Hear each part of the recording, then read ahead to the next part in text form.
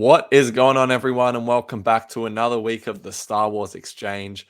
Here we are. We're kind of not covering anything, and it's kind of refreshing because through Mandalorian Season 3, Jedi Survivor, Star Wars Visions, there's been a lot going on. The Bad Batch Season 2.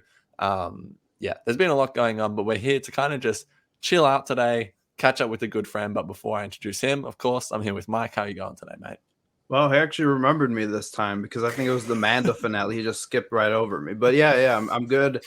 Kind of been just kind of crap lately, just dealing with weird sickness. It's so weird. It makes you appreciate life once you're coming out of it a lot more. So I'm in that stage currently, and I'm just like, man, I love Star Wars. So currently rewatching Rebels, about to hit the season 2 finale, Twilight of the Apprentice.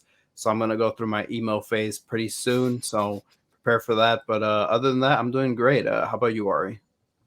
I'm doing good. I'm doing good. Just ready to endeavor on another adventure into another country, which is going to be fun. So still preparing for that. Don't know if I said that right.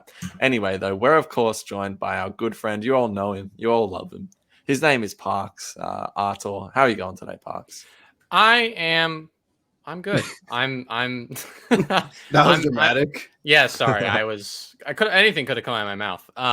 No, I'm doing splendid. Always happy to come on here and I've been kind of on Star Wars cooldown mode recently. I was of course telling you guys before the show, but I still haven't caught all the way up on Visions. And I'm barely into Jedi Survivor, which really saddens me. But I'll get around to it without a doubt. And other than that, I'm just working on a lot of projects right now. So the summer's here, and I'm ready for it. But yeah, happy to be here. Thanks for That's it. coming That's on. it. So yeah, today we sort of just want to talk about a few things, catch up with Parks on all the crazy news that happened. Of course, one of the other things I forgot to mention that was, in the loop was Star Wars Celebration. Of course, there was a lot going on there.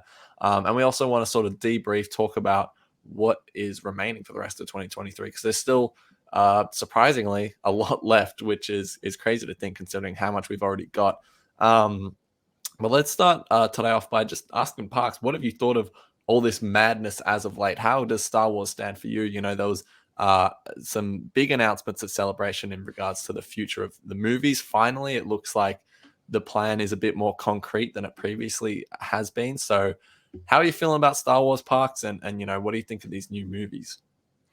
Star Wars. I think. I mean, to preface it, of course, same as with you guys. Like, I'm a fan, and like at this point, I am so much more forgiving of a misstep somewhere along the way in Star Wars than maybe someone who casually tunes in for, say, like Obi-Wan Kenobi. They didn't enjoy it, and they've tuned out of Star Wars since. So for me, like I'm always gonna have like this optimistic outlook on where the franchise is going. I think last year I said something like, Star Wars is sort of like there's an ebb and a flow to just like how Star Wars is right now, where it's like, something might come out that we don't like, but right around the corner is something good that might come out. And I said that before Obi-Wan Kenobi, Andor, Mando Season 3, Tales of the Jedi, Bad Batch have come out. And I mean, those have perfectly illustrated. They've gone back and forth in quality pretty much the whole way. But I think right now I feel like, the movies are a really good addition and a good direction for Star Wars to get going. And again, I think Star Wars has gained a lot of things from this big focus on the television side of things, but with so much emphasis on television, I think a lot of people are starting to realize what has sort of been lost on the movie side of things a little bit. And so we're getting that with the movies. And what's great as well is, with the announcement of those films at Celebration, they announced, they didn't really announce, but they sort of officially made the record clear. Like, here are all the eras we're covering in Star Wars. Like, it spans from, the oh boy, what was it? Like the very first one, the Dawn of the Jedi, I think. Dawn of the Jedi. That's right. The Yeah. Dawn of the Jedi all the way to the New Jedi Order. And I mean, and no, those are pretty much like two movies they announced, and then we have the Filoni movie in there at this culmination of the Mandoverse. But and that's good. I'm glad we're going back to the theater for Star Wars. I think for me, if it's a sentiment that's gone around quite a bit, and I won't say I disagree with it. I'll just say it plain. Less is more. The reason I'm feeling so good about being on Star Wars cooldown mode right now is because the first 5 months of this year have just been jam packed with Star Wars stuff, and now we're getting a genuine. And there's no better way to describe it than just a breath of fresh air of there's no Star Wars stuff for the rest of the summer. Because I really enjoyed Bad Batch. I enjoyed parts of Mandalorian. But having those shows overlap was not great. Not, and as a fan, that was not great, just because I wanted to really engage with both shows on their own terms. And for a few weeks, I didn't want to, or I couldn't, or I wasn't feeling up to it. So less is more. And I really hope going forward, we have a lot of exciting Star Wars stuff coming, which I like. The Acolyte sounds super cool. Skeleton Crew, sure, I'm there. I like John Watts. I really like Spider-Man No Way Home. Maybe it's a good show. Yeah, there's cool. Andor season 2, although there's a whole situation with the strike right now. We'll see what happens. But I like where Star Wars is going. I kind of remain in my optimistic spot, and my central hope is that we just get less of it, good or bad, no matter how it is. I think Star Wars will be fine no matter what. I just hope it's a little more spread out. We get a little bit more gaps. Everything gets room to breathe and room to shine, so we can all come into it and have a better experience with it. So that's where I'm at with it right now. It's fun. Yeah. No, I think I agree with the general sentiment right now that less is definitely more, because there can be a lot of content, but I think the overlapping really got to me between Mando coming out during Celebration as well as the start of Mando coming out during Bad Batch season 2. I'm like, man, spread it out, guys. Yeah. It was just too much. We could barely even dissect things like the Bad Batch the way we wanted. We couldn't even review every episode. If that was coming out by itself, we would have reviewed every episode, but we just couldn't, because we had another show to cover, and then we had Star Wars Celebration. So, and from not a even content to mention, creator, there was a month between Andor and Bad Batch. Not even. Oh, yeah, exactly. Yeah, so it's been nonstop pretty much since Obi-Wan last year.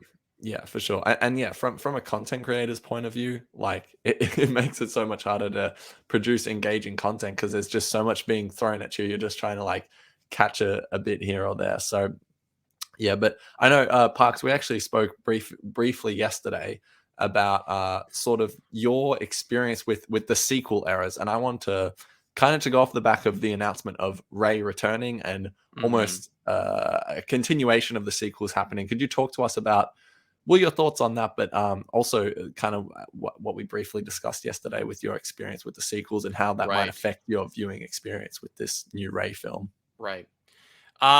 Yeah. So I guess the movie, man, there's no easy way to talk about this, because it's the sequel trilogy and it's a whole thing. And the moment that, the word sequel trilogy leave my mouth, not necessarily in your community, but just in any sort of space of discourse in the Star Wars fandom, lines are drawn in the sand. People pull out the war banners for, the sequels were trash, or I love the sequels and they did nothing. And, they're it's hard to have a conversation about them, and it's hard to talk to another person about them and have sort of a nuanced view of it. But I think for me, my experience with the sequel trilogy, growing up, because obviously anyone who knows me, and I've talked about this last year on the podcast, the Clone Wars is my Star Wars, and it is my Star Wars because I grew up with it. And that was a really special thing. But when it went away, when that show got canceled, my engagement with Star Wars definitely hurt, was hurt a little bit. And obviously I was super duper excited for the new Star Wars movies, the new sequel movies, because I'd grown up a Star Wars fan, but my level of engagement with it was different. and it was more about the event of like seeing it with my friends than it was necessarily like the quality of the stories. And so for me, for that reason, like, I mean, I had a great time with Force Awakens. Like I walked out of The Last Jedi thinking that was a great movie, and that opinion really hasn't changed since.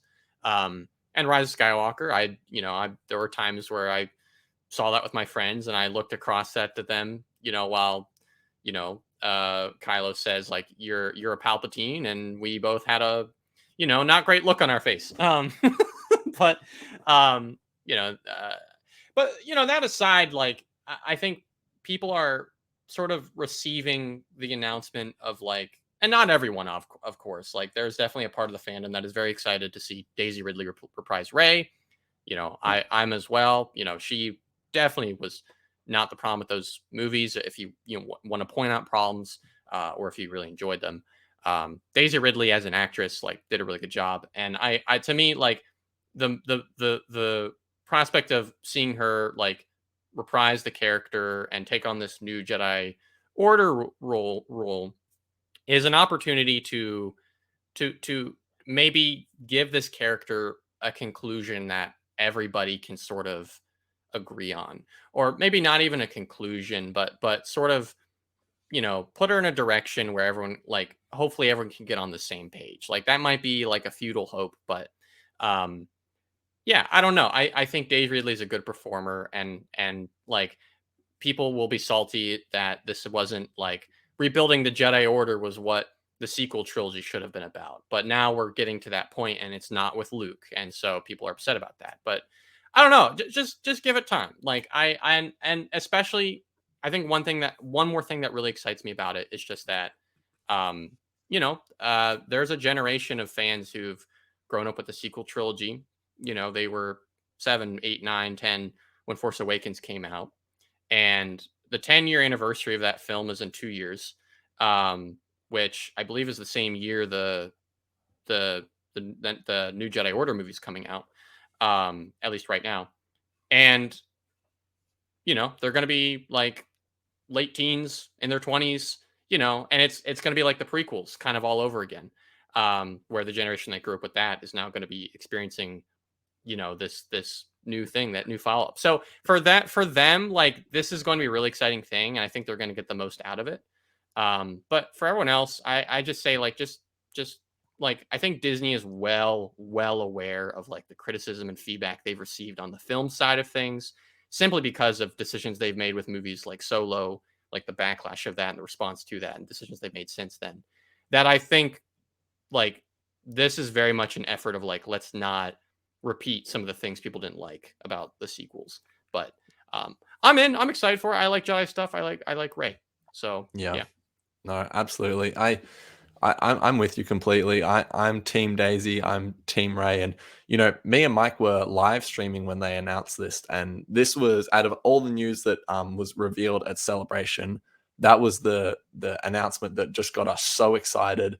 So much so, I think Mike might be having some technical issues, but I know I know he is. He's definitely Team Daisy. So Mike, can you sort of elaborate on your thoughts on that, and explain why we were so excited for it? Because we didn't actually get the chance to just really sit down and dissect it the way we probably wanted to. Yeah, I think for me, it, like, I grew up with the prequels and the originals quite at the same time, because when I got into Star Wars, I had watched, like, my first film that I had watched was Return of the Jedi, and then I worked my way kind of up then down throughout the chronological ladder. I think Phantom Menace was like the last movie that I'd seen, because my brother and I were collecting the DVDs. They came out at Walmart like in 2010, and it was like it was like these special DVDs that they had come out with, and Like he was 2003 ones with like the golden trim on them. Right. So Yeah. they were, I don't know, they were like on sale at Walmart for like $10 each, and every time we'd go, we'd get one, and he would get like, if I don't know, like he bought the sixth one at a garage sale for like $2, but then like coincidentally they were selling at Walmart not too long after, and I got like 5, and then he got 4 I would get 3, he got 2, and then he ended up getting 1 or something like that.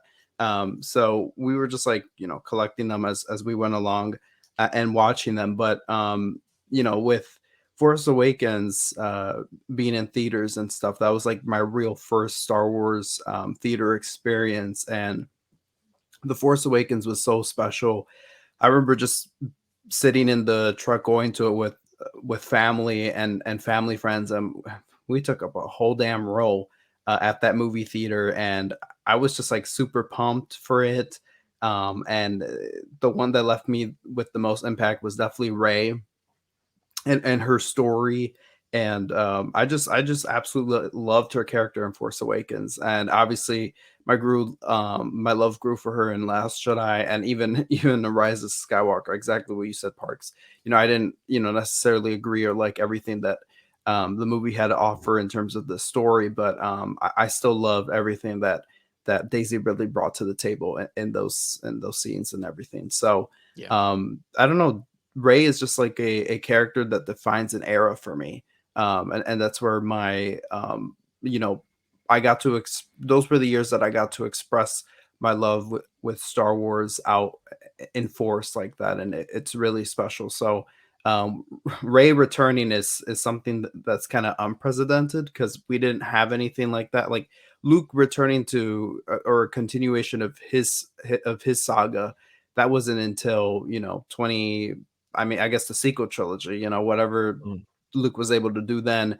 And then Hayden Christensen, it's like you really can't do anything there, but they still brought him back for Obi-Wan. Yeah. But how many years did that take? Right. And we're getting this kind of sooner rather than later with Daisy Ridley continuing her story with Rey, and I think it's the absolutely best decision that they've made, one of the best ones that they've made in recent memory. And I just think it's like, yeah, love it or hate it, I love that, love or hate the Rey character, I love that they're advancing the story and they're going forward, because Star Wars always feels crammed. I mean, I always love going back and filling up gaps and storytelling, but I'm like, no, like, you spread the timeline out. We don't gotta keep going in a Yeah. cycle. You can advance further, and they're doing that, and I absolutely love that. So absolutely. And we're not jumping like 30 years in the present. It's gonna be like 5, at most 10 years. So I'm very excited to see Daisy come back, and yeah, it's special. I don't care. We got excited and people got mad. I really don't care. Yeah. It's kind of a bit of a bold decision, I guess, but Oh it's yeah, very bold. because Mm. like the sort of easy thing to do would be like, okay, well, the sequels weren't like beloved like long term, so let's just pack that away. But yeah, no, it feels kind of like what they did with Hayden and Ewan, where they're like, yeah, let's like Daisy Ridley has more to give. Like, let's put her in. Let's maybe redeem this possibly. Again, if you even think it needs redeemed. There. So yeah, I'm in. Yeah. Absolutely. And well, look, the long-term future of Star Wars is bright or dark, however you see it. There's a lot coming. There is a lot coming. But just talk specifically about the lineup of Star Wars shows and books for the rest of the year. We've got Ahsoka that's coming late in the summer. If you're over in the US, we've got the High Republic Phase 3 for the book fans, which I know at least me and Mike are super psyched to get that underway. And then, of course, Skeleton Crew is going to be streaming later this year, which, I mean, that's going to be the surprise packet, I suppose, which I'm super excited for. But let's start with Parks and talk about what are we feeling for the lineup for the rest of 2023? So first off, my biggest sort of, I guess, my biggest sort of request as a Star Wars fan would be like to space things out. We're currently getting that. Things are, we're not getting anything for the rest of the summer, and then Ahsoka comes in August, I think. Um, I'm pretty excited for that show. I know some people have said like, oh, after Mando season 3, not really excited for Ahsoka. I remain, I think, just as excited as I was before. Um, Mind you, I was at Celebration, and Ahsoka kind of had the spotlight at Celebration. So I'm very like, I got really close, you could say, to like just the excitement for that. But no, I don't necessarily think Dave Filoni. I think separating Dave Filoni from John Favreau, as we're going to see in Ahsoka, is going to be a good recipe for success. This seems like more than maybe any other thing he's worked on for Lucasfilm, a passion project, which is very interesting to think about because Dave Filoni's made so many Star Wars stories, and this might be like the thing he puts the most work into. There's intriguing stuff. I like that we're getting like new characters, like what is it, Balin, and then the other like not Sith, but not actually Sith. Like, it's interesting. Like, it's like despite we're getting Rebels characters, we're getting Ahsoka in this show, we're still getting original characters, which is, I think, a really good sign that, this isn't just a fan service type thing. Yeah, I'm optimistic about it. Skeleton Crew, like I said earlier, I like John Watts. I like Spider-Man No Way Home. He's not the most interesting director, but there's some really interesting episodic directors that have announced for this. Boy, I wish I could remember some of them, but Peter Ramsey's going to be in it. Spider-Verse director. He directed one episode of The Mandalorian, The Pirate, which was, I think, one of my, better enjoyed episodes of that season.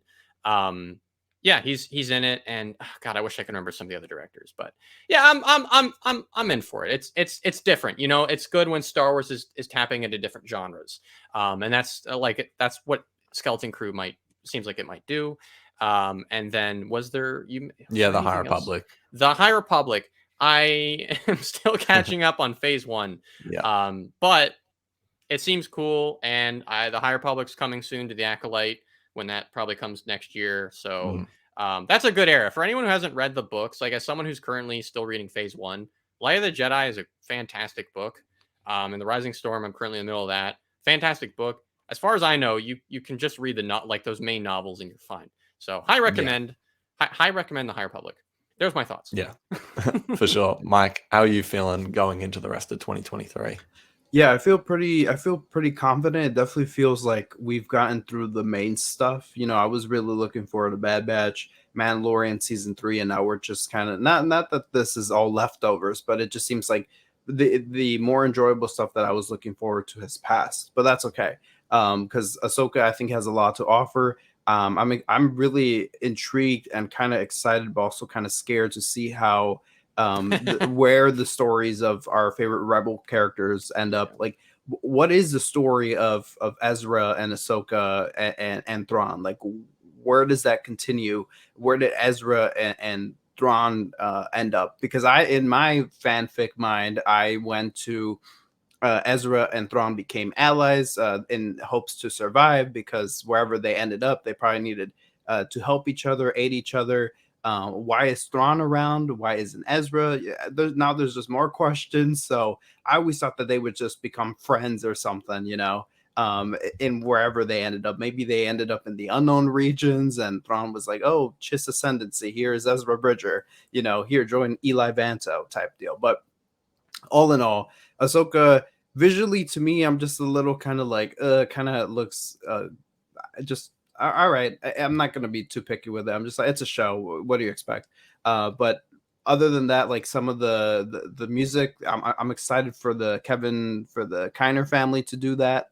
Because I finally think that they finally, it's great to see them finally get the spotlight and get the live action music,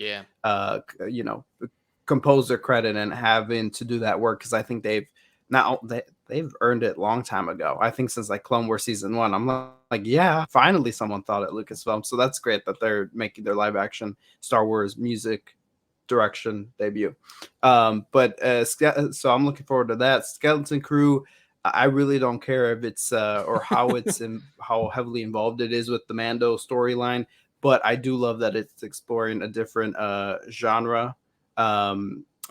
With kind of like that Steven Spielberg, 80s movie vibe. So I'm excited for that. Like E.T.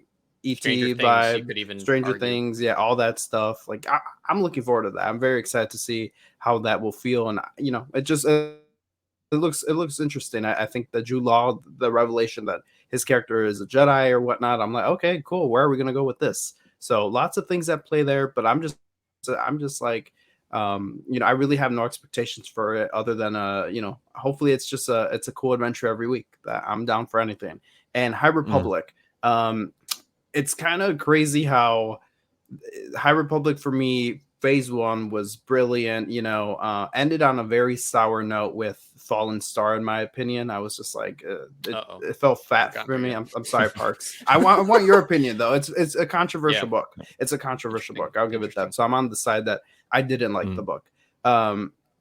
But Phase 2, I have not read a single bit of it because they went back in time and they give you, it's like you just spent, a better half of, or more than a year trying to, learn these characters, fall in love with them, and you do so. And then all of a sudden it's like, we're going to take a year or so off and we're going to go on a different adventure and throw you back in even more time. I know you guys were just learning this new environment and this new era. We're going to throw you in for a whirlwind 200 years before that or whatever. You're going to have to learn about new characters, and there's some connecting pieces and stuff like that. I'm like, what? You did all this world building just for us, just to throw us in a new playground and be like, all right, time to start up again. It's like, we just did that. So it just really was discouraging. And some of the things that I was hearing about, I was just like, it doesn't seem like my temple, but it's all good. Is Phase 3 going to be like more in the time of Phase 1, or is it going to be closer to Phase 2? It's going to take place a year after Phase 1. So we've got a machete order High Republic. Yes, we do. They definitely took the George Lucas approach. They're like, all right, this is gonna be the original start, then we're gonna do a prequels, and then we're gonna do a sequel. So definitely the George Lucas approach. But the third phase I'm looking forward to. I will read those.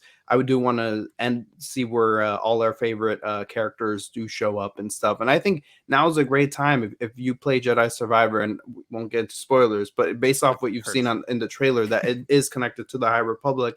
I'm excited for more people to dive into this world. So as Parks just said, dive into Live of the Jedi, and it's definitely your gateway to all the High Republic books. So especially if you're a prequels fan, I have to say, because the way it walks back, like there's sort of the state of the world of the prequels is like brilliant. It's so well thought out. Exactly.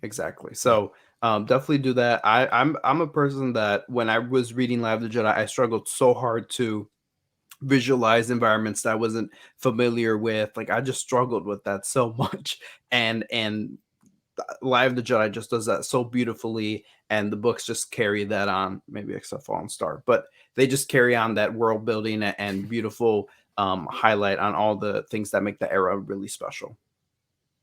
Yeah, definitely. And to sort of add to where you guys were going with all that, I think just for me personally, the long, when I think about the long term of Star Wars, it almost just overwhelms me. So to sort of just crunch down and think about, okay, this year, let's just think about this year, Ahsoka, I'm obviously a massive Rebels fan. To hear that be talked about as a Rebels season 5 gives me so much excitement, but also so much fear because, the prospect of that, it is so promising, but also moving it to live action with trying to connect it to the Mandoverse, that really kind of freaks me out and makes me the Mandoverse is really the X factor, because this seems like this show will be seriously laying the groundwork for like the Filoni movie we know is eventually coming. So like, will this be a complete story, or is it gonna be, not that? Yeah, no, for sure. And so overall though, the trailer that Ahsoka did drop, I thought looked fantastic, which is something you can't say a lot about the recent live action Star Wars shows. Definitely at times you can, but I was really impressed with the trailer, and I completely agree with Parks' take on separating Filoni from Favreau. I think it's gonna be super refreshing, and seeing a vision that's truly his, and as Park said, this is his passion project, which I think is going to make it fantastic. Another sort of super exciting thing, but also freaking me out, is the recasting of Ezra. I've banged on about it forever. He's my favorite Star Wars character. I am super intrigued to see what they're going to do, but I'm also just a little wary. I'd just say cautiously optimistic. Also Kevin Kiner, as Mike said, getting back into the seat is great. Skeleton Crew, I think, is going to be super refreshing. I think Star Wars is begging for something in a different genre, especially after what we got with Mando season 3. I think something to just really mix it up, give us something new and let's just dive in. It's similar to Andor, where going into it, I just had no idea what to expect, and then it delivered something that I truly couldn't have even imagined, and it was a new sort of genre, a new field to play in, and I'm not to hold Skeleton Crew to that higher standard, but I'm going in hoping for a similar result. And to finish it off with High Republic, I'm a massive fan of Phase 1. I'm completely with Mike on Phase 2. Haven't touched it. I've heard quite negative things about it, to be honest. Are those I think Phase 2 books on your bookshelf, Mike? So thank you, Disney Books, for sending them to me. I'll read them eventually. It's all right. Yeah. Anyway, no, but I unlike Mike, I actually really enjoyed Fallen Star, so I'm just super pumped to get back into those characters, that story, and I think it's the right decision to finally jump back in. So yeah, those are our thoughts on the rest of the year's lineup of Star Wars content. We're all pretty excited for it, with a bit of cautious optimism. So yeah, those are our thoughts. To sort of jump back to the movies for a second, Parks, I really want to get your thoughts on Dave Filoni getting a Star Wars film. As you said earlier in the episode, and everyone knows it about you, you're a Clone Wars guy, and obviously a Dave Filoni fanboy. I always appreciated Dave Filoni, but after watching your videos, my appreciation extended, I would say. So really curious to hear what your thoughts are on. You can talk about what the film will be about if you want, but just the fact that Dave Filoni is getting the opportunity to direct a live action Star Wars film. What does the biggest Dave Filoni fan in the world have to say about that? Well, let me go find him on Twitter and ask him. No, I'm just kidding. I'm a huge Dave Filoni fan, and part of it, and this really ties into, I guess, how it feels for him. I mean, for one, I'd say I wasn't surprised when they announced he was going to direct a film. In a way, it almost feels like an inevitability, just because, like, I mean, Kathleen Kennedy has talked so highly of him many times. He's talked highly of Kennedy. He's worked with Favreau on a bunch of projects. He's done a bunch of stuff in animation. He 2 years ago, he was made like the executive creative director or something like that. So yeah, I mean, Filoni has like the keys to the kingdom at Lucasfilm, more or less. So yeah, him directing a movie feels like an inevitability. And I mean, for all the reasons that he's directed stuff I really enjoyed in live action, probably my favorite thing of his would be the Jedi, which was in Mando season 2. That's legitimately like my top 5 live action Star Wars episodes, without a question. Really loved it. But I could see Mike maybe not in complete agreement, but that's all right. Different strokes for different folks. But no, and there's a bit of pride for me too, just because, like, Dave Filoni legitimately was like my hero growing up. I went to Celebrations when I was a kid, which is an opportunity I'm very gracious for. My dad, not a huge Star Wars fan, wanted to take me to Star Wars Celebration, not just because he saw I was a huge fan of Star Wars, but because, he saw that maybe I'd have an interest in filmmaking and maybe have an interest in learning about animation and actually finding a way to like learn about how to be a part of this like world in a deeper sense. And so, Filoni, as a kid, I wore a hat all the time. It was actually like a real big problem. Like I would be 80 degrees out in the middle of summer or 90 degrees out, and I'd wear like this knit like Cleveland Browns hat that my mom gave me like when I was younger. Just, I don't know, it was just it's maybe something I'll unpack in therapy one day, but like I just wore a hat all the time everywhere I went. But you're trying to stay cool. It's all good. Exactly. Yeah. I'm just a hat guy. I still am a hat guy. But no, I wore a hat all the time as a kid, and so did Filoni. And he's from Pennsylvania, and so like for all those reasons, like as a kid, I just like looked up to him. Like he's like a person I want to be one day. Like a storyteller.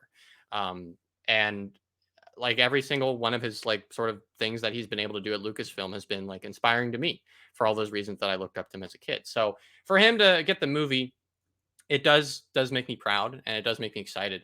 But to be completely real, because I can recognize, like, beyond sort of my childlike sort of, respect for Filoni,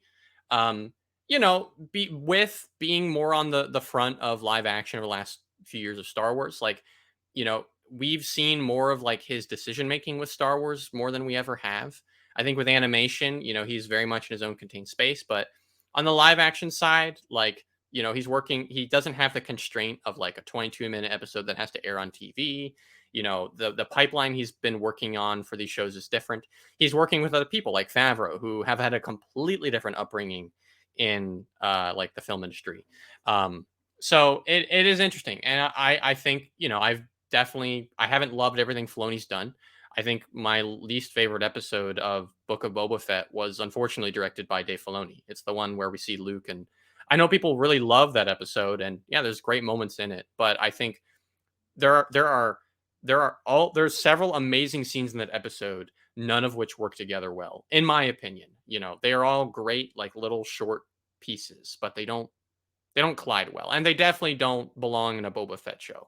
But with that, year before that, he directed The Jedi, and then God, what did he direct? He directed something in the. Oh yeah, did he direct anything in the season of The Mandalorian? Yeah, he did episode 1 and then also episode 5, the Tatooine episode. Gunslinger. No, but I meant in season 3. Oh no. Yeah, he did episode 4, didn't he? Wasn't that Carl Weathers? He did The Foundling. Oh. That was episode 4. I don't know if he co-wrote maybe it. Dave Filoni co-wrote it. I think he wrote all the Jedi Temple stuff. Yeah.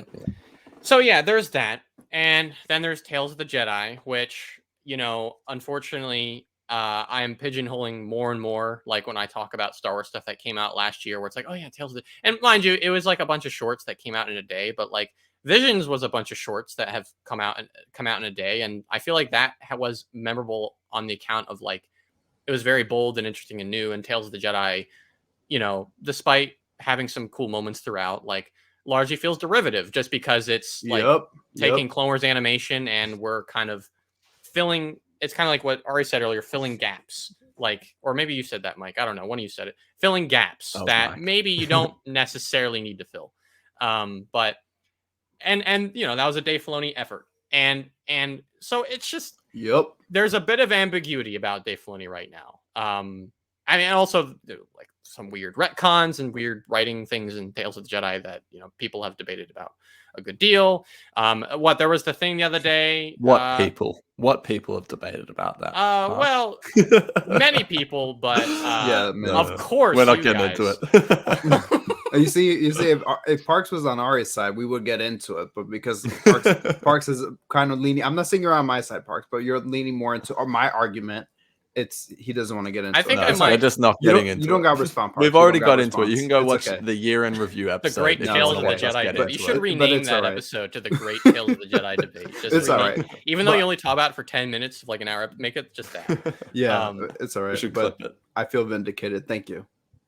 But yeah, there's a rumor that his movie is called Heir to the Empire. And that's a big deal because, of course, the Timothy Zahn novel of which is, admittedly one of the best like EU novels.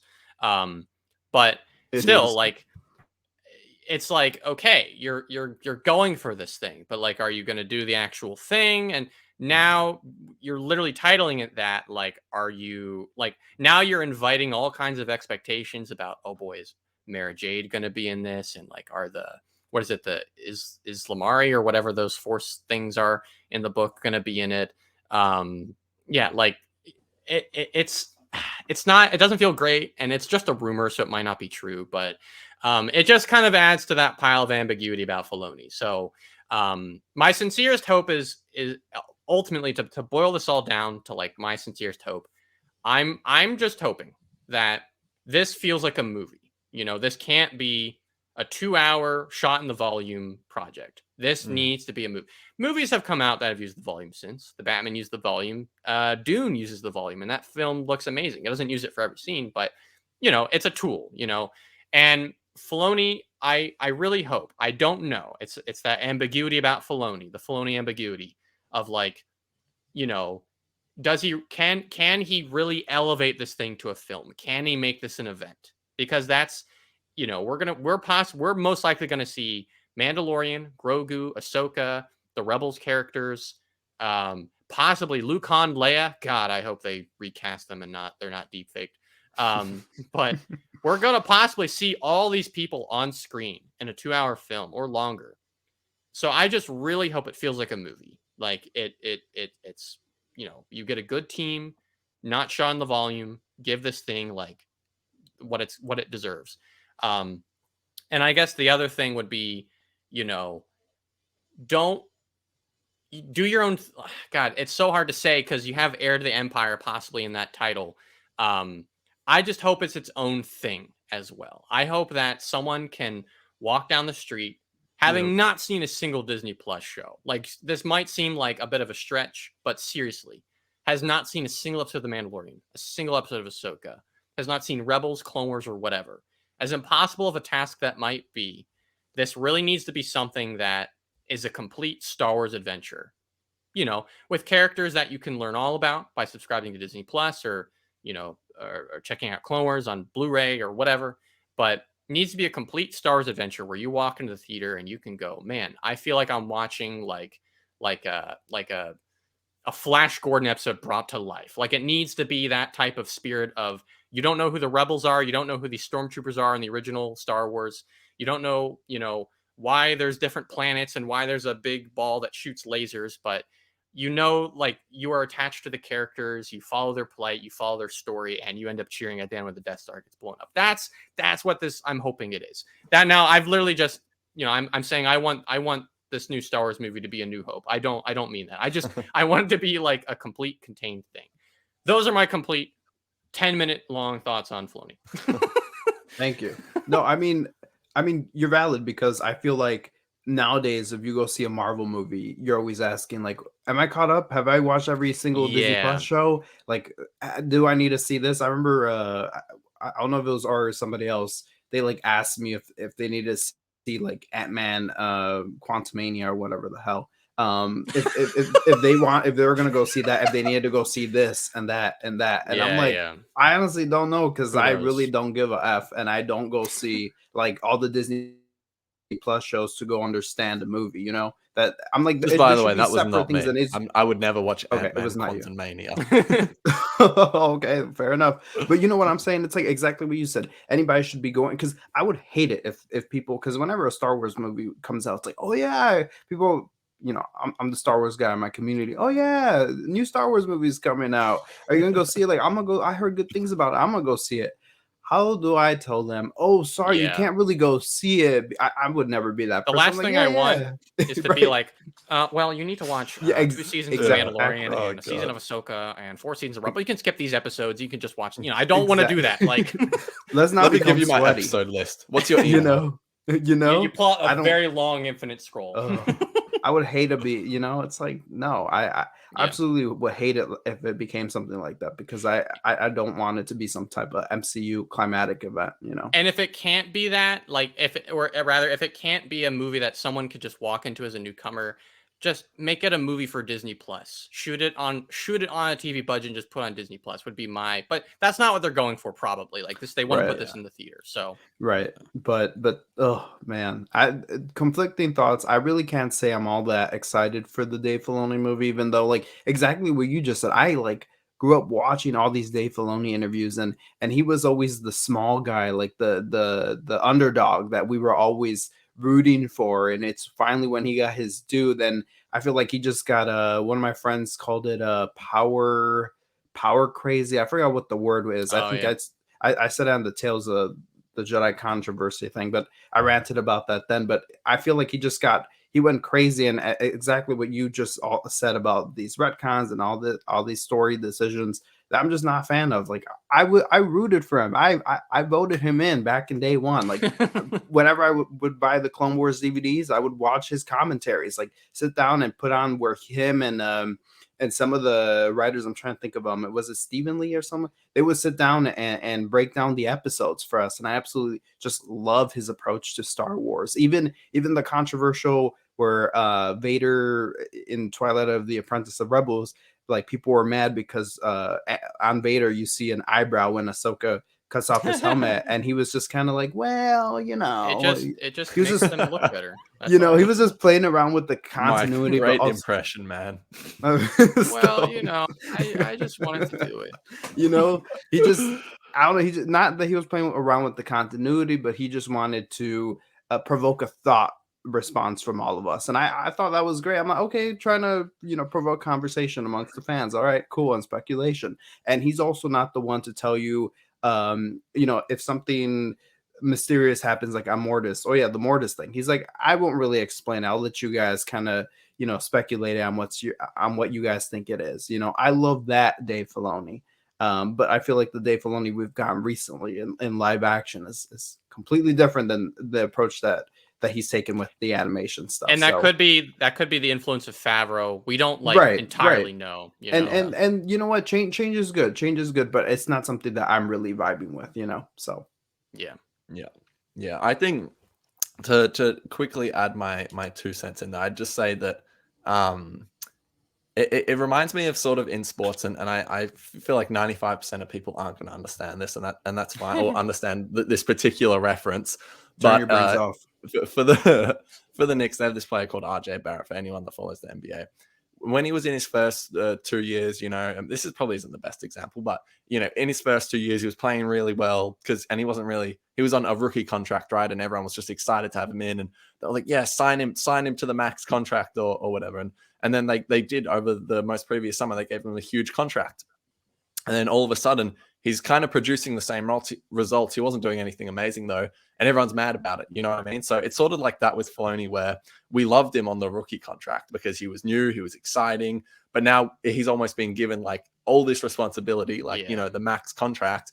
And there's going to be high expectations. So when, back in the day when a Clone Wars episode flopped, I'm sure if the internet existed like it did now, there wouldn't be people raving, at least to that extremely, about how we should get rid of Filoni or whatever. You're telling me the supply line ships got to Ryloth because Jar Jar was balancing plates in front of Lot Dodd? Exactly. Then nowadays, it's like, if he just directs one bad episode, the whole internet will turn on him. You know what I mean? Yeah. So he's got a really hefty expectations, and I feel similar to the way I feel about Ahsoka, in the sense that I'm really excited for him. I think he deserves the opportunity, but it's just that cautious optimism, because I can't help but think, I'm just not quite sure. This could go really good or really not good. Yeah. Anyway, that's sort of the Dave Filoni talk, which I wasn't really expecting from this podcast, but I'm very glad we had it. I just want to leave my thoughts on a positive note of Dave Filoni, because I still want to say that I do appreciate him and his influence as well. I mean, in Rebels seasons 1 and 2, he worked directly on and everything. And seasons 3 and 4, when he was working on Mando behind the scenes, and I think Justin Ridge took over as supervising director. So he kind of like stepped away from Rebels. You feel that like season 3 does not feel the same as seasons 1 or 2 in types of the magic touch that Dave Filoni has.